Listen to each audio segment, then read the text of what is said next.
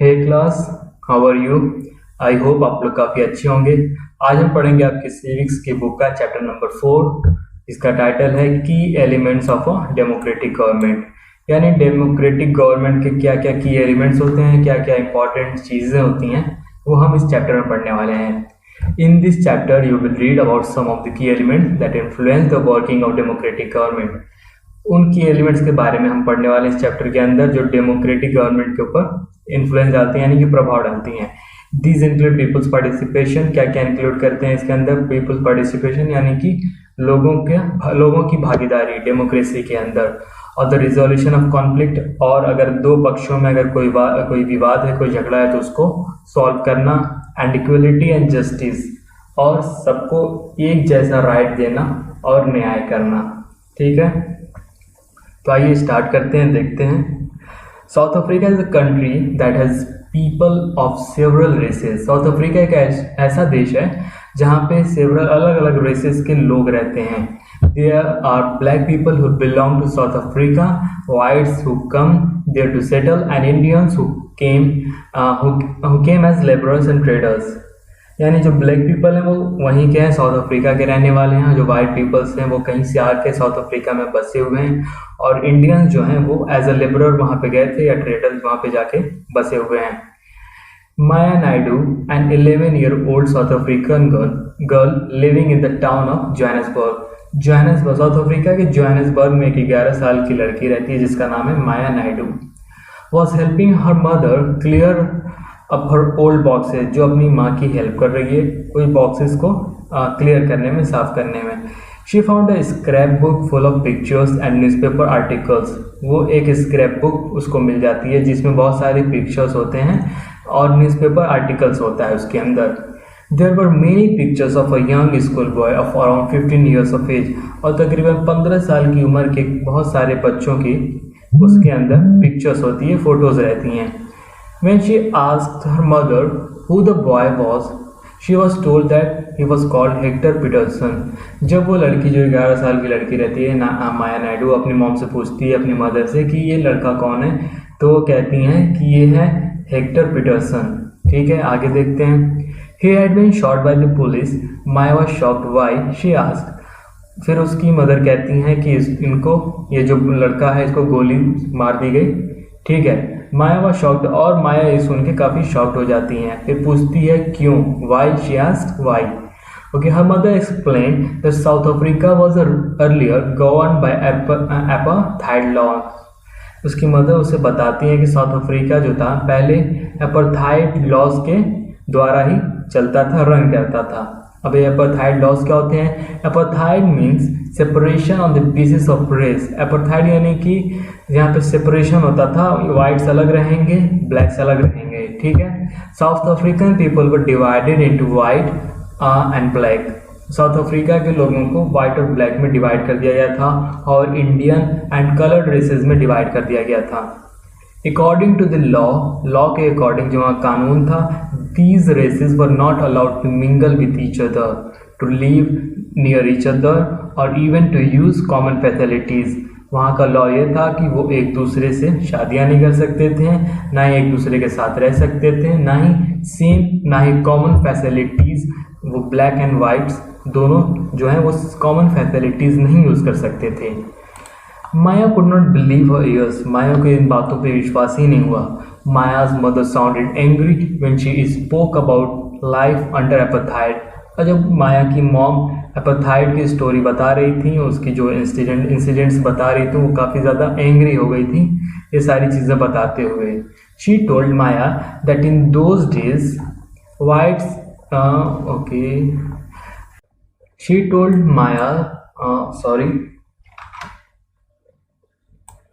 Maya that in those days hospitals were separate and so were ambulances. फिर वो माया से कहती हैं कि उस वक्त हॉस्पिटल्स भी अलग हुआ करते थे, एम्बुलेंसेज भी अलग हुआ करती थी। N ambulance made for white people would always be well equipped, while one made for black people was not. जो एम्बुलेंस वाइट पीपल के लिए यूज़ होती थी वो काफ़ी अच्छी हुआ करती थी, और जो ब्लैक पीपल के लिए यूज़ हुआ करती थी वो अच्छी नहीं हुआ करती थी, बल्कि बुरी ही हुआ करती थी, जो काफ़ी अच्छी कंडीशन में नहीं रहा करती थी। There was separate trains and buses, even the bus stops were different for black and white people. वहाँ पे ट्रेन्स भी अलग चला करती थी, वाइट के लिए अलग, ब्लैक के लिए अलग, बसेज अलग हैं। इवन द बस स्टॉप्स भी अलग हुआ करते थे, ब्लैक के लिए अलग, वाइट के लिए अलग। Non whites were not allowed to vote. जो नॉन वाइट्स होते थे, यानी जो ब्लैक पीपल हुआ करते थे, जो वाइट नहीं रहते थे, उनको वोट देना अलाउ नहीं था। The best land in the country was reserve for the white people. और जो सबसे अच्छी लैंड होती थी, जो एरिया लैंड ऑफ एरिया हुआ करता था, वो वाइट पीपल को दिया जाता था। And non whites had to live on the worst available land. और सबसे बुरी जो लैंड हुआ करती थी, वो ब्लैक पीपल को, वो नॉन वाइट्स पीपल को दिया जाता था। Thus blacks and colored people were not considered to be equal to whites। और जो blacks हुआ करते थे, जो colored people होते थे, वो इक्वल नहीं हुआ, उनको इक्वल लैंड नहीं दिया जाता था जितना whites people को। colored people भी वही black में ही आते हैं, यानी कि ब्राउन लोग होते हैं, जो नॉन वाइट्स के अंदर भी कंसिडर किए जाते हैं। One black township was the south western township. एक ब्लैक टाउनशिप भी थी जो साउथ वेस्टर्न टाउनशिप थी, जिसको सोवेटो कहते थे। Hector Peterson lived here. यहीं पे हेक्टर पीटरसन रहा करते थे। And he and his classmates join the protest against learning the African language in school. और उन्होंने प्रोटेस्ट किया था कि वो ये अफ्रीकन लैंग्वेजेस नहीं सीखेंगे। दिस वॉज द लैंग्वेज, ये कौन सी लैंग्वेज थी? That the whites spoke. ये वो लैंग्वेज थी जो वाइट्स बोला करते थे। Hector and other school students were being forced to learn this language, but they wanted to learn their own language, Zulu. जो हेक्टर और अदर बच्चे थे, जो और सारे बच्चे थे हेक्टर के साथ, उनको ज़बरदस्ती ये लैंग्वेज सिखाया जाता था, बट वो लोग ये लैंग्वेज नहीं सीखना चाहते थे, बल्कि वो लोग अपनी लैंग्वेज सीखना चाहते थे, जिसका नाम था Zulu.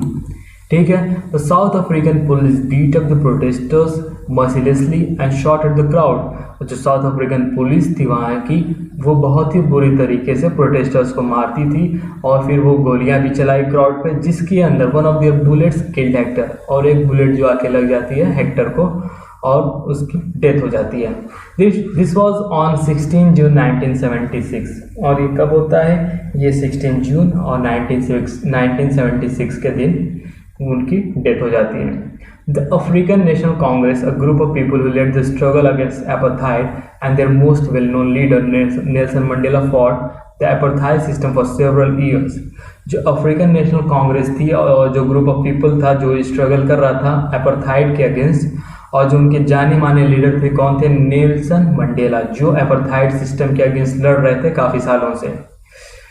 Finally they succeeded and in 1994 finally क्या होता है कि वो लोग सक्सीड हो जाते हैं, उनको कामयाबी मिल जाती है। और 1994 के अंदर फिर South Africa become a democratic country in which people of all races were considered equal. फिर 1994 में क्या हो जाता है? साउथ अफ्रीका एक डेमोक्रेटिक कंट्री बन जाता है, जहाँ पर सारे लोगों को, सारे रेसेस के लोगों को इक्वल राइट दिया जाता है। आगे देखते हैं। Let us now try to understand what a democratic government means to all of us। अब हम इसमें पढ़ने जा रहे हैं कि डेमोक्रेटिक गवर्नमेंट आखिर में होती क्या है, और हमारे लिए डेमोक्रेटिक गवर्नमेंट के असली मायने क्या है। पार्टिसिपेशन पहला टॉपिक है यहाँ पे। पार्टिसिपेशन यानी कि भागीदारी लेना, हिस्सा लेना। Why do we have regular elections? हमारे यहाँ या डेमोक्रेटिक गवर्नमेंट में रेगुलर इलेक्शंस क्यों होते हैं? You have already read in the previous chapter that people make the decisions in a democracy. आप पिछले चैप्टर में पढ़ चुके हैं कि जो लोग होते हैं डेमोक्रेसी के अंदर किस तरह से डिसीजन लिया करते हैं। Through voting in elections people elect leaders to represent them. Voting के थ्रू जो इलेक्शंस होते हैं, वोटिंग के थ्रू पीपल जो होते हैं वो अपने लीडर को सिलेक्ट करते हैं, जो उन लोगों को यानी पीपल को रिप्रेजेंट किया करते हैं।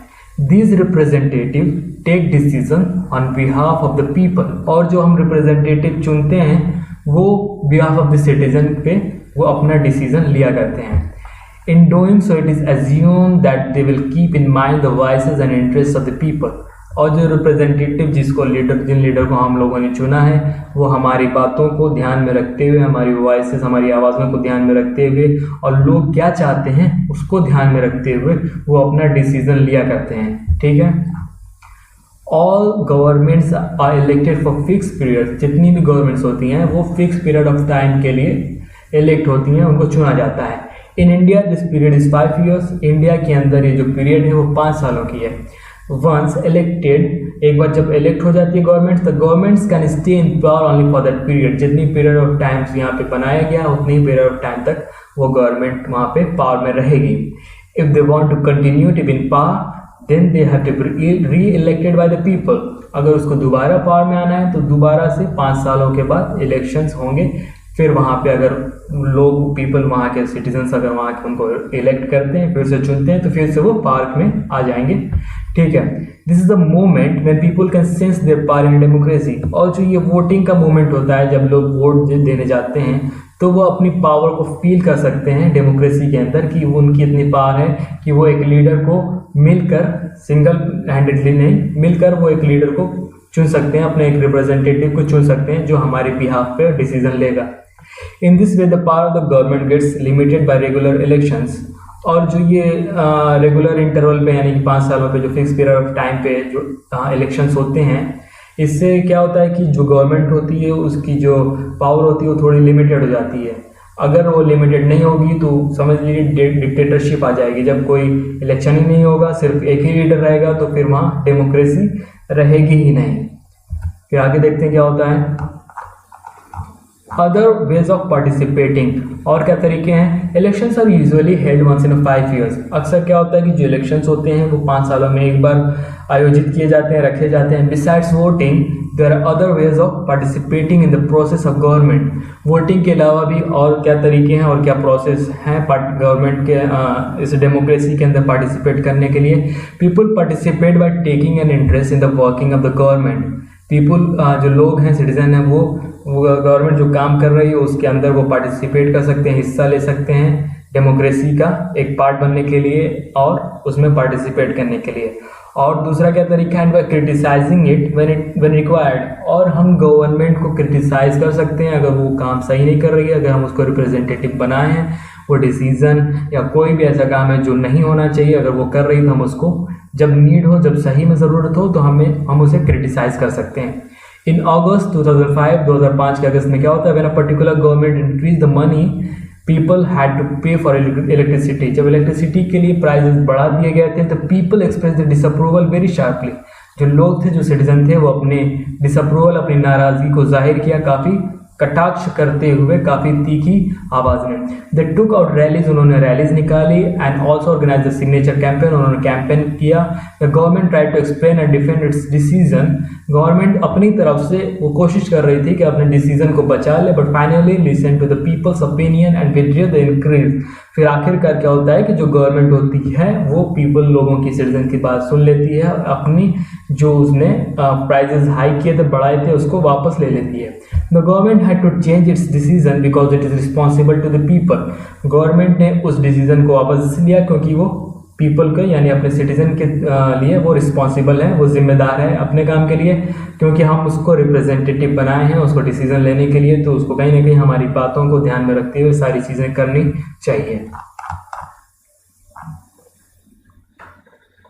आगे देखते हैं, there are many ways in which people express their views and make governments understand what action they should take. और भी बहुत सारे तरीके हैं जिसमें पीपल, जो सिटीजन ऑफ कंट्री होते हैं, वो अपने व्यूज़ को, अपने फीलिंग्स को एक्सप्रेस कर सकते हैं ताकि गवर्नमेंट समझ सके कि उन्हें किस तरह के एक्शंस लेने चाहिए। दिस इंक्लूड धरनाज, क्या क्या इसके अंदर आते हैं। हम धरना कर सकते हैं, रैलीज, स्ट्राइक्स, रैलीज कर सकते हैं, हड़ताल कर सकते हैं, और कैंपेन, सिग्नेचर कैंपेन्स कर सकते हैं। Things that are unfair and unjust are also brought forward. और जो चीज़ें अनफेयर हैं, जो चीज़ें नहीं होनी चाहिए, उन चीज़ों को हमें सामने लाना चाहिए। Newspapers, magazines and TV also play a role in discussing government's issues and responsibilities. और जो न्यूज़पेपर्स हैं हमारी कंट्री के, मैगजीन्स और टीवी मीडिया है, ये एक बहुत ही ज़्यादा इंपॉर्टेंट रोल प्ले करते हैं हमारी डेमोक्रेसी के अंदर। वो गवर्नमेंट इश्यूज़ को डिस्कस करते हैं, वो गवर्नमेंट की रिस्पॉन्सिबिलिटीज़ को डिस्कस करते हैं। While it is true that a democracy allows people to participate, it is also true that not all sections of people are actually able to do so. जैसा कि हम जानते हैं कि डेमोक्रेसी जो है वो her people of, her citizen of country को ये परमिशन देता है कि वो डेमोक्रेसी के अंदर पार्टिसिपेट कर सकते हैं। लेकिन ये भी सच है कि सारे सेक्शन के लोग पार्टिसिपेट करने में असमर्थ हैं। यानी कि वो अनेबल हैं उस डेमोक्रेसी के अंदर पार्टिसिपेट करने में। Another way for people participate is by organizing themselves into social movements that seek to challenge the government and its functioning। और क्या तरीका है कि हम पार्टिसिपेट कर सकते हैं डेमोक्रेसी के अंदर, जैसे कि हम कोई सोशल मूवमेंट्स में पार्टिसिपेट ले लें, या कोई भी गवर्नमेंट जो काम कर रही है या कोई भी ऐसा नया लॉ या एक्ट बनाती है जो हमें लगता है कि हाँ ये चीज़ें नहीं होनी चाहिए, तो उसके अगेंस्ट हम अपनी आवाज़ को उठा सकते हैं। हम एक मूवमेंट्स या सोशल मूवमेंट जो हो रहे हैं उसको हम ज्वाइन कर सकते हैं, लेकिन हर चीज़ को पीसफुल मैनर में करना है, ये बात ध्यान में रहे। Members of the minority community, जैसे कि कौन कौन से मेंबर्स हैं माइनॉरिटी कम्युनिटी के, जैसे दलित्स हैं, आदिवासीज हैं, वीमेन हैं, और others are often able to participate in this manner. और ये लोग जो हैं इसमें पार्टिसिपेट करते हैं, इसमें हिस्सा लेते हैं, वो अपनी आवाज़ों को उठाते हैं, अपनी बातों को रखते हैं। फिर आगे क्या होता है, if a country's people are alert and interested in how the country is run, the democratic character of the government of that country will be stronger. अगर देश के लोग अलर्ट हैं, सतर्क हैं और इंटरेस्टेड हैं, रुचि रखते हैं अपनी कंट्री के बारे में जानने में कि कंट्री जो है हमारा किस तरह से रन कर रहा है, यहाँ पे क्या चीज़ें सही हो रही हैं, क्या चीज़ें गलत हो रही हैं, और वो गलत चीज़ों को, अनफेयर चीज़ों को उसके खिलाफ अपनी आवाज़ उठाता है, तो उस कंट्री की जो डेमोक्रेसी है वो और भी मजबूत होती है।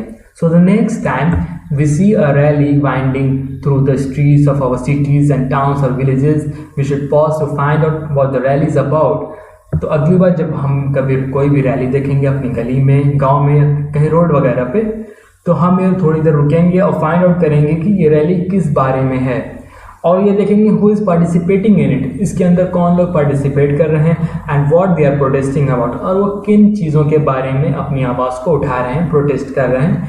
This will help to give us a sense of how a government works, और इससे हमें एक थोड़ी बहुत नॉलेज मिलेगी कि हाँ किस तरह से गवर्नमेंट जो है अपना काम करती है।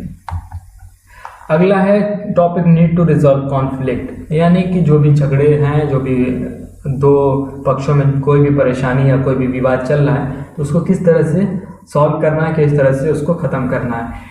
In Maya's story, you read about how conflicts can often lead to violence and death because one group decides that it is all right to use force to prevent the other group from protesting. माया की story में हमने क्या देखा था कि जब कभी conflict होता है तो कभी कभी ऐसा होता है कि वो कॉन्फ्लिक्ट वायलेंस की तरफ बढ़ जाता है और उसमें लोगों की डेथ भी हो जाती है, क्योंकि जो एक ग्रुप ऑफ पीपल होते हैं वो दूसरे ग्रुप ऑफ पीपल पे अपनी चीज़ों को थोपने लगते हैं। Conflicts occur when people of different cultures, religions, regions और economic backgrounds, conflicts और लड़ाई झगड़े और ये विवाद तभी होते हैं जब एक जगह पे अलग अलग कल्चर के लोग रहते हैं, अलग रिलीजन्स के लोग रहते हैं, अलग रीजन के लोग रहते हैं, या उनका इकोनॉमिक बैकग्राउंड अलग होता है, तब वो वहाँ पे कॉन्फ्लिक्ट क्रिएट होता है। Do not get along with each other, ये सारे लोग एक साथ नहीं रह पाते हैं। और when some among them feel they are being discriminated against, और कभी कभी ऐसा लगता है कि वो लोग मतलब कि जब साथ में रहते हैं तो लगता है कि उनके बीचों में भेदभाव हो रहा है। People may use violent means to settle their differences, वो अपने डिफरेंसेस को, अपने एक दूसरे की अलग आइडियोलॉजी को सेटल करना चाहते हैं, वहाँ पे बिठाना चाहते हैं, किससे? वायलेंट से, यानी हिंसा से, लड़ाई झगड़ा करके। This leads to fear and tension among others living in an area, और उस एरिया में जो और लोग रहते हैं, इन लोगों की वजह से वहाँ पे टेंशन क्रिएट हो जाता है, वहाँ पे और भी ज़्यादा परेशानी और लोगों के अंदर डर पैदा होने लगता है। The government is responsible for helping to resolve conflicts, और जब ये कॉन्फ्लिक्ट बढ़ जाता है और जब बहुत ही ज़्यादा होने लगता है तो ये गवर्नमेंट की जिम्मेदारी होती है कि उस कॉन्फ्लिक्ट्स को वो सॉल्व करें। Let's read about some of the conflicts in our society and the role of the government in resolving them. आइए कुछ ऐसे कॉन्फ्लिक्ट के बारे में बात करते हैं और उसमें क्या रोल रहा है गवर्नमेंट का, उन्होंने किस तरह से सॉल्व करते हैं या किस तरह से कर सकते हैं, ये हम आगे। Religious processions and celebrations can sometimes lead to conflicts. कभी कभी क्या होता है, जो धर्म के जुलूस वगैरह निकलते हैं या जो सेलिब्रेशंस होते हैं, उन चीज़ों के दौरान भी कॉन्फ्लिक्ट्स या विवाद होने लगता है। For example, the route procession takes may lead to conflict. कभी कभी जो रास्तों में जुलूस वगैरह निकलते हैं उससे भी कॉन्फ्लिक्ट क्रिएट हो जाता है। The government, particularly the police play an important role in getting representatives of concerned communities to meet and try and arrive at a solution. तो फिर जो गवर्नमेंट होती है या कोई पुलिस वगैरह होते हैं वो एक इम्पॉर्टेंट रोल प्ले करते हैं इसका सोल्यूशन निकालने में, दो कम्युनिटीज़ के बीच के जो भी कॉन्फ्लिक्ट चल रहा है उसके सोल्यूशन निकालने में. At times there is fear that violence may erupt with people throwing stones or trying to disrupt the procession. कभी कभी क्या होता है कि वहाँ पे वायलेंस ज़्यादा बढ़ जाता है, लोग एक दूसरे के ऊपर पत्थर फेंकने लगते हैं या वो जो जुलूस होता है उसको भंग करने लगते हैं, उसमें परेशानी डालने लगते हैं. The police is responsible for ensuring that violence does not take place. ये पुलिस का काम है कि वो श्योर हो जाए, मेक श्योर कर ले कि कोई भी वायलेंस वहाँ पर ना हो, कोई भी ऐसी इस तरह की चीज़ें ना हो जिससे चीज़ें बिगड़ जाएं और कॉन्फ्लिक्ट्स पैदा होने लगे.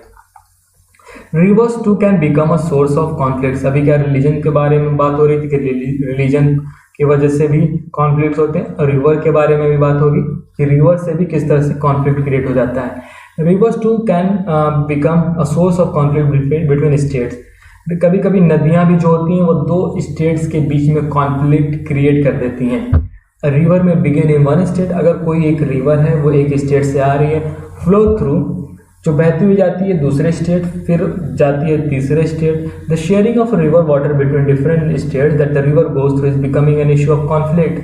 अब जो वाटर शेयर हो रहा है एक स्टेट से दूसरे स्टेट में जा रही है रिवर, तो जो अलग अलग स्टेट्स के लोग जो उस वाटर को यूज़ कर रहे हैं तो उसमें भी कॉन्फ्लिक्ट क्रिएट होने लगता है, वो भी एक इशू बन जाता है. फॉर एग्जाम्पल हम यहाँ पे देखते हैं, you may have heard about the Kaveri water. अब कावेरी वाटर के बारे में सुने होंगे. ये जो डिस्प्यूट था, ये जो विवाद था बिटवीन कर्नाटका और तमिलनाडु के बीच में.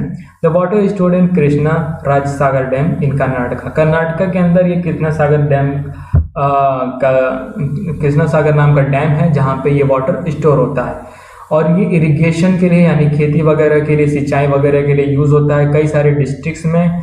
And for meetings the needs of the city of Bengaluru. और बेंगलोर के लोगों के लिए भी जो ज़रूरतें होती हैं ये जो कावेरी वाटर है ये फुलफिल करता है.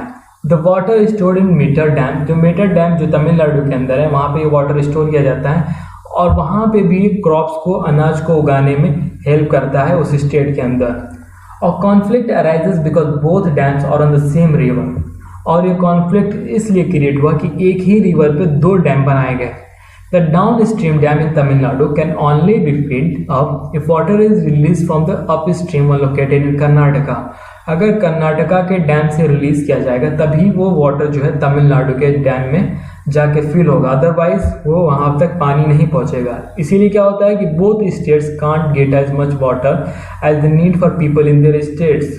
इस वजह से जो अमाउंट ऑफ वाटर चाहिए होता है दोनों स्टेट्स को वो मिल नहीं पाता है.